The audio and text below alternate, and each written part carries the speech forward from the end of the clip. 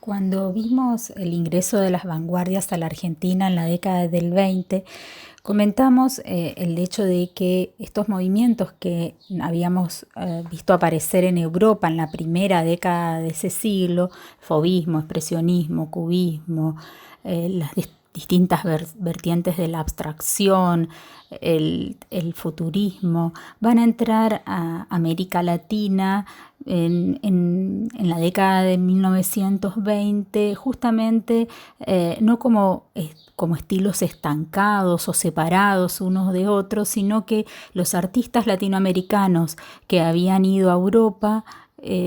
durante o posteriormente a la Primera Guerra Mundial, conocen todos estos estilos en un mismo momento y los sintetizan, y así es que ingresan a la Argentina a través de un mismo artista varios de estos estilos de vanguardia. Los diferentes grupos y movimientos que nosotros vamos a ver en América Latina, que comentamos en el caso argentino, pero que vamos a vincular con otros espacios latinoamericanos, como Brasil y México, de los cuales ustedes ya tienen unos videos, sin dudas van a también replicar respecto de sus pares europeos la relación con la literatura y particularmente la expresión de sus ideas en manifiestos, en textos de revistas, en exposiciones y conferencias. Habíamos mencionado algunas de las revistas que se dieron en la Argentina, pero también podemos citar otras en otros espacios, como la revista de Antropofagia, que en 1928 aparece en Sao Paulo, Brasil, en las revistas Actual y El Machete, que vamos a ver en Buenos Aires, en México.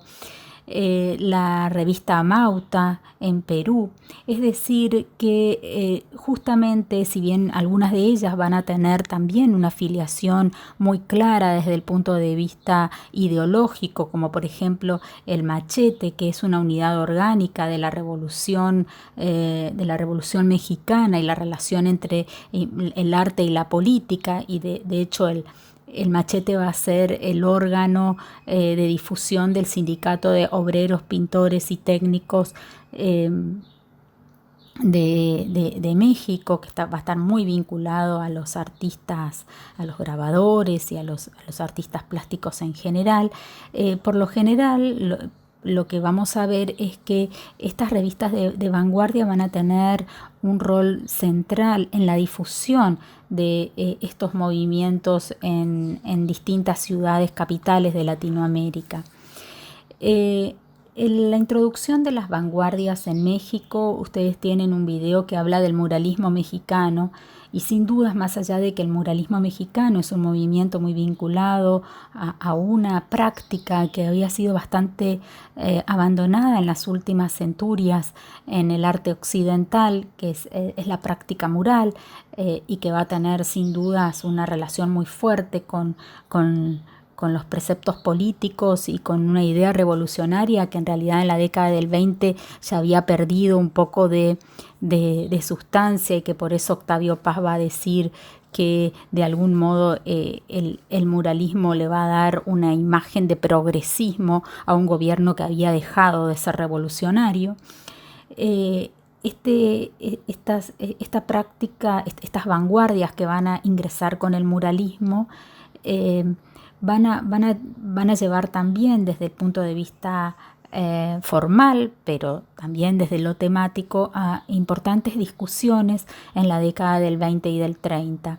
Pero sin dudas que tanto en el caso del muralismo mexicano como lo que nosotros hemos visto de Berni en la Argentina y previamente los artistas del pueblo, podemos incluirlos dentro del arte social y político, que va a tener una oleada significativa en los 20 y los 30 en distintos espacios de Latinoamérica, y que un poquito más adelante, en los 40, también nos vamos a encontrar en Brasil con Cándido Portinari, y su aporte a las discusiones sobre el rol del arte en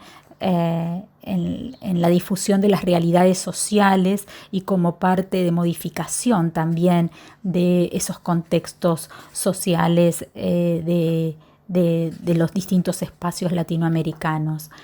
Las estéticas vanguardistas en Brasil ingresaron particularmente a principios también de la década del 20 y hay algunos hitos significativos en este ingreso, pero no podemos decir que en todo Brasil ingresaron estas estéticas, sino particularmente en algunos grupos, en especial en San Pablo, a partir de la Semana del Arte Moderno de 1922, en las cuales también desde la intersección entre exposiciones artísticas, lecturas poéticas, conciertos y conferencias, se podía ver esta introducción de los lenguajes de vanguardia en las distintas disciplinas artísticas y literarias en San Pablo.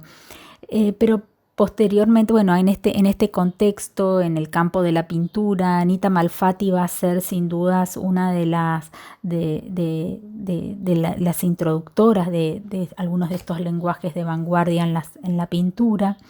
Y posteriormente en este grupo modernista brasilero debemos destacar, que ustedes lo tienen en un video, las figuras de Oswald de Andrade, que es un poeta y dirigente, digamos, coordinador de este grupo modernista, por decirlo de algún modo, y que va a ser quien va a dar origen a la revista de Antropofagia, y su pareja, la artista Tarsila do Amaral, que significativamente incorpora distintas estéticas también de Europa en sus producciones, vinculados a toda una teoría desarrollada por Oswald de Andrade, primero en el manifiesto de Pau Brasil y posteriormente en el manifiesto antropofágico, que marca una intelectualidad unido a la producción artística que viene de las clases sociales altas brasileras y que buscan convertirse en una crítica a la colonización que ese país había sufrido. Entonces, esa conciencia de haber sido colonizado hace un planteo acerca de la importancia de tomar del colonizador aquello que sirve y desechar aquello que no sirve. Y en eso que sirve justamente los lenguajes de vanguardia son uno de estos elementos. Pero en Brasil en la década del 40 y más adelante incluso, Cándido Portinari se va a ligar más claramente al arte social que habíamos mencionado, que en los 20 y en los 30 se habían desarrollado en distintos países de Latinoamérica. Y Portinari va a trabajar sobre ciertos ciclos económicos del Brasil, sobre la figura del trabajador y más adelante también, o sea, los trabajadores con esa fisonomía muy fuerte, muy saludable, son sin dudas una respuesta también de Portinari a una teoría que había tenido mucha fuerza de la inferioridad racial. Entonces aparece con mucha potencia la figura del negro,